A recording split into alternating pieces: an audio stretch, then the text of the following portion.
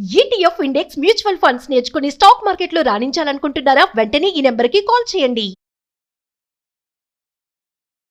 నమస్తే, welcome to Suman TV. నేను మీ యామ్ని. ప్రస్తుతం మనతో ఉన్నారు ప్రముఖ ఆధ్యాత్మికవేత్త డాక్టర్ అనంతలక్ష్మి గారు ఉన్నారు. అమ్మతో మనం మాట్లాడదాం. నమస్తే అమ్మ. నమస్తే తల్లి. అమ్మ, మామూలుగా అయితే జన్మదినం అనేది ఒక్కసారే ఉంటుంది, కానీ హనుమంతుల వారికి ఏంటమ్మా 2 సార్లు చేయడం జరుగుతుంది. అసలు మన దగ్గర చైత్ర మాసంలో చేస్తారు, అలానే వైశాఖ మాసంలో కూడా ఉంది. అది తెలియచేయండి అమ్మా. మనం కూడా 2 చేసుకుంటామమ్మా. తిథుల ప్రకారం ఒకటి చేసుకుంటున్నాం, తేదీల ప్రకారం ఒకటి చేసుకుంటున్నాం. ఇది అది కాదు, హనుమంతుడిది అది కాదు. నిజానికి హనుమంతుడి జీవితానికి సంబంధించినటువంటి విశేషాలన్నీ మనకి ప్రమాణంగా ఉండేది పరాశర సంహిత. పరాశర సంహితలో హనుమంతుడు వైశాఖ బహుళ దశమి మందవారం అంటే శనివారం నాడు పుట్టినట్టుగా చెప్పబడింది. అర్థమైంది కదా?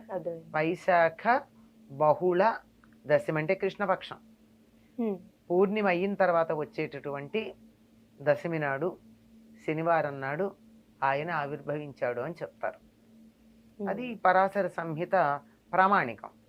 కానీ మనకి ఉత్తర దేశంలో చైత్ర పూర్ణిమ హనుమత్ జయంతిగా చేసుకుంటూ ఉంటారు. అవునమ్మా, ఇక్కడ కూడా అదే విధంగా చేస్తారు కదమ్మా. అది తెలియక చాలా చేయడం మొదలు పెట్టారు. మొదట్లో చేసేవారు కాదు, రాను రాను ఉత్తర దేశ ప్రభావం వల్ల చేస్తూ మొత్తానికి విషయం ఏమిటని లోపలగా చూసినట్టయితే హనుమద్ విజయోత్సవం అన్న పేరుతో చేస్తున్నారు. మీరు గమనించారో లేదో? అంటే విజయోత్సవం అంటే ఏంటమ్మా? హనుమంతుడికి నీ వల్ల కదా మాకింత జరిగింది అని రాముడు ఆయన్ని మెచ్చుకున్నటువంటి రోజు అన్నమాట. చైత్రమాసంలో తిరిగి వచ్చిన తర్వాత నవమి నాడు ఈయనకి పట్టాభిషేక ముహూర్తం పెడితే ఆ రోజు కదా పట్టభంగం అయ్యి అరణ్యవాసానికి వెళ్ళాడు. మళ్ళీ వచ్చేటప్పటికి ఆ రోజుకు తిరిగి రాకపోతే నేను ప్రాయోపవేశం చేస్తానంటే హుటాహుటిన బయలుదేరి రాముడు వచ్చాడు. నవమి కల్లా తిరిగి వచ్చాక పట్టాభిషేకం ఆ తర్వాత చేయడం జరిగింది. ఈ పట్టాభిషేకం అయిన తర్వాత ఒక్కొక్కళ్ళని రాముడు సన్మానించటం మొదలుపెట్టాడు. అలా సన్మానించిన దాంట్లో చిట్ట చివరికి అందరికన్నా నీకు ఎవరు ఇష్టమైనటువంటి వాళ్ళు చెప్పు, వాళ్ళకి ఇవ్వు హారం అని చెప్పి రాముడు ఒక ముత్యాల దండనిస్తే సీతాదేవి ఒక్కసారి ఆలోచించి హనుమకి ఇచ్చింది. అంటే అందరికన్నా తనని ఉద్ధరించినటువంటి వాడు హనుమ అన్న ఉద్దేశంతో రాముడు కూడా అంతే. అందరికి అన్ని రకాలైనటువంటి సన్మానాలు బహుమానాలు ఇచ్చి హనుమని మాత్రం నేను నీకు ఏమిచ్చినా సరిపోదు అని చెప్పి కౌగిలించుకుంటాడు. అలా హనుమంతుణ్ణి గౌరవించిన రోజు అని కొంతమంది చెప్తారు. ఈ విజయోత్సవంగా ఇలా రకరకాలుగా ఈ రోజును చేసుకుంటారు. ఏదో వంకన హనుమంతుడిని పూజించుకోవడం మంచిదే కదమ్మా. అంతే కదమ్మా. అది సంగతి. ఇప్పుడు వైశాఖ మాసంలో వచ్చే ఆంజనేయ స్వామి గురించి అంటే జన్మదినం, అది ఆ రోజు పుట్టినట్టేనమ్మా? అది మనకి పరాశర సంహితలో స్పష్టంగా ఉందమ్మా. అది వైశాఖ బహుళ అంటే పౌర్ణమి వెళ్ళాక కృష్ణపక్షంలో ఉండే దశమి నాడు పూర్వభాద్ర నక్షత్రంలో హనుమ ఆవిర్భవించాడు అని చెప్పారు. అదే తప్పనిసరిగా అక్కడే అందులో ఉన్నది, దాన్ని మనం ప్రమాణంగా తీసుకుంటూ ఉంటాం. కానీ ఇక్కడ ఈ మధ్య కాలంలో ఇట్లా చేస్తున్నారు, చేసి దీన్ని మళ్ళీ హనుమద్ విజయోత్సవంగా మళ్ళీ తర్వాత చెప్తున్నారు. కానీ మెయిన్ అయితే మనకి వైశాఖంలో వచ్చింది, వైశాఖ మాసమే. అంటే అమ్మా, ఇప్పుడు సీతమ్మ వారు ఆంజనేయ స్వామికి ఒక ముత్యాల హారం ఇస్తే దాన్ని ఇలా కొరికి ఇలా చేశారంటారు కదమ్మా. అసలు ఎందుకు అలా? ఇది కూడా కల్పనమ్మా. హనుమంతుడు ఎంత రామ భక్తుడో చెప్పాలి అన్న ఉద్దేశంతో. అంటే ఇందులో రామనామం దొరుకుతుందా అని ప్రతి ముత్యం కొరికేట. ఎందుకు దొరుకుతుందమ్మా? అంత తెలివి తక్కువ వాడా? బుద్ధిమతాం వరిష్ఠ అని కదా హనుమంతుడి గురించి చెప్తారు. అంత బుద్ధిమంతుడు ముత్యాల్లో రామనామం ఉంటుందని కొరుకుతాడా? ఏదో కల్పన, ఆయనకున్న భక్తిని గురించి చూపించటానికి. అయితే ఏదన్నా పండిస్తే పండులో రామనామం ఉందా అని చెప్పి కొరికి చూస్తాడా? ఇట్లా కాదు.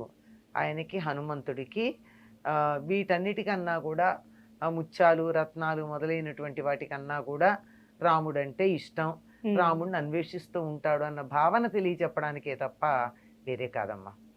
అంతే, ఇది కల్పన. కల్పన. హనుమంతుడికి ఉన్న భక్తికి సంబంధించి ఉమ్. ఎన్నో కల్పనలు వచ్చిన ఉన్నాయి. ఇలా గుండె చీలిస్తే అక్కడ రాముల వారి, సీతారామ లక్ష్మణుడు సీతారాముల ఉన్నట్టు. వారి. ఎందుకు ఆయన చీల్చుకుని చూపించాలా? ఉమ్. చీల్చుకుని చూపిస్తే బొమ్మ మనకు కనపడుతుందా? ఆయనకు కనపడుతుంది తాను లోపు చూపులో గనక చూసినట్టయితే. ఉమ్. అంతే. ఇట్లాంటివి కల్పితాలు భక్తిని అంటారు. కొద్దిగా అలా సింబాలిక్ గా చూపించడానికి చెప్పేటటువంటి కథలు. అమ్మ ఇప్పుడు హనుమంతుడు వారు పుట్టగానే సూర్యుని దగ్గరికి వెళ్ళి అది పండు అనుకొని అలా వెళ్ళారంటమ్మా. అసలు ఎందుకంటారు అలా? అది హనుమంతుడి యొక్క శక్తిని నిరూపించేటటువంటి తెలియజెప్పేటటువంటి తీవృత్తం అమ్మ. ఉమ్. పుట్టంగానే అలా ఆకలేసిందట. ఉమ్. ఎదురుగా ఉదయిస్తున్న సూర్యుడు కనపడ్డాడు. ఎర్రగా కనిపించారు. కనపడంగానే ఆ పండు తిందాం అనుకుని బయలుదేరాడు. ఉమ్. తీరా అక్కడికి వెళ్తూ ఉంటే ఆ రోజు పుట్టంగానే కదా, పుట్టిన తర్వాత ఉమ్. అలా బయలుదేరి వెడితే ఈయన దశమి నాడు పుట్టాడు. ఉమ్. 3 రోజులైంది. అమావాస్య నాడు పండు తినడానికి వెళ్ళాడు. వాళ్ళమ్మ కాస్త బయటికి వెళ్ళిందో ఏమో పండు తేవడం. ఉమ్. వెళ్ళేటప్పటికీ ఆ రోజు అమావాస్య సూర్యగ్రహణం. ఉమ్. అక్కడ రాహు ఉన్నాడు. ఉండి వెంటనే ఇంద్రుడి మీద కోపం వచ్చింది తనకి. నాకు నువ్వు ప్రతి గ్రహణం ఉన్న సమయంలో నాకు ఆహారంగా ఇచ్చావు కదా సూర్యుడిని, మళ్ళీ ఇంకెవరికి ఇచ్చావు నువ్వు ఉమ్. అని ఇంద్రుడితో దెబ్బలాడడానికి వెళ్ళాడు రాహు అలా వెళ్ళంగానే వెంటనే ఇంద్రుడు బయలుదేరి వచ్చాడు. ఉమ్. ఇదేమిటి వీడెవడు రాహుని అడ్డుకున్నాడు అని. హనుమంతుడు అప్పుడు అక్కడి నుంచి వీడి మీదకి వచ్చేసాడు, ఇంద్రుడి మీదకి వచ్చాడు. ఇంద్రుడి మీదకి కాదు, ఇంద్రుడు ఎక్కిన ఐరావతం మీదకి వచ్చాడు. ఉమ్. అంత దూరం పోయి పండు తినడం కన్నా సూర్యుడి కన్నా రాహు బాగున్నాడు. రాహు కన్నా ఐరావతం ఇంకా బాగుంది, దగ్గరగా ఉంది. ఉమ్. ఇది ఐరావతాన్ని తిందామని వెళ్ళేటప్పటికి ఇంద్రుడికి కోపం వచ్చి వజ్రాయుధం వేశాడు. ఉమ్. ఆ వజ్రాయుధానికి ఈయన దవడ పేలిపోయి మూర్ఛపోయాడు. ఉమ్. అంత బలం కలిగినటువంటి వాడు మూర్ఛపోయేటప్పటికి తన కొడుక్కి ఇంత కష్టం కలిగిందని వాయుదేవుడు తన కొడుకుని తీసుకుని ఒక గుహలో బంధించి కూర్చున్నాడు. ఉమ్. వాయువు లేకపోయేటప్పటికి అందరికీ కీళ్లు పనిచేయడం మానేశాయి. అందరూ వచ్చి ప్రార్థిస్తే బ్రహ్మగారు వచ్చి ప్రార్థించిన తర్వాత వాయుదేవుడు తన కోపాన్ని తగ్గించుకున్నాడు. బ్రహ్మ అందరికీ చెప్పాడు, మీరందరూ వరాలు ఇవ్వండి ఈ బిడ్డకని. ఉమ్. బ్రహ్మగారేమో అతనికి బ్రహ్మాస్త్రం అతడి మీద పనిచేయదు అని, అతనికి చిరంజీవిత్వం ఉంటుందని ఇచ్చాడు. ఉమ్. అందరూ ఆయుధాలు ఇచ్చారండి. ఉమ్. ఆయుధాలు ఇచ్చారు, వరాలు ఇచ్చారు.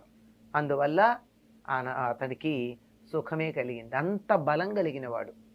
సూర్యుడు ఏం చేశాడంటే, ఈ పిల్లవాడు చదువుకునే వయసు వచ్చిన తర్వాత నేను నీకు చదువు నేర్పిస్తా అన్నాడు.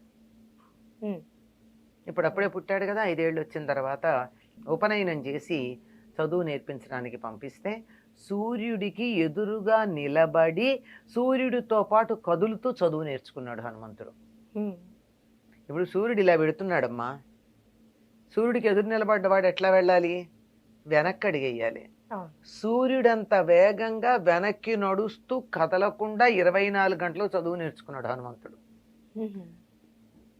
అంత బలం కలిగినటువంటి వాడు గనకే సూర్యమండలం దగ్గరికి ఎగురుకుంటూ వెళ్ళి అది పండు అనుకుని తినడానికి వెళ్ళినవాడు. అందుకే సూర్యుని మించినటువంటి జ్ఞానం ఇచ్చేవాళ్ళు మరొకళ్ళు లేరు. ఉమ్. హనుమని మొట్టమొదటిసారి చూసినప్పుడు హనుమ మాట్లాడినటువంటి మాటలు విని రాముడు ఒక పెద్ద ప్రమాణ పత్రం ఇస్తాడు. ఉమ్. ఇలాగ మాట్లాడే మాట యొక్క లక్షణాన్ని బట్టి అంత గొప్ప చదువు నేర్చుకున్నాడంటే సూర్యుడి వల్ల. చాలా చక్కగా తెలియజేశారమ్మా, ధన్యవాదాలు. నమస్తే అమ్మా. సుమన్ టీవీలో మీ పర్సనల్ అండ్ బిజినెస్ ప్రమోషన్స్ కోసం కింది నెంబర్కి కాంటాక్ట్ చేయండి.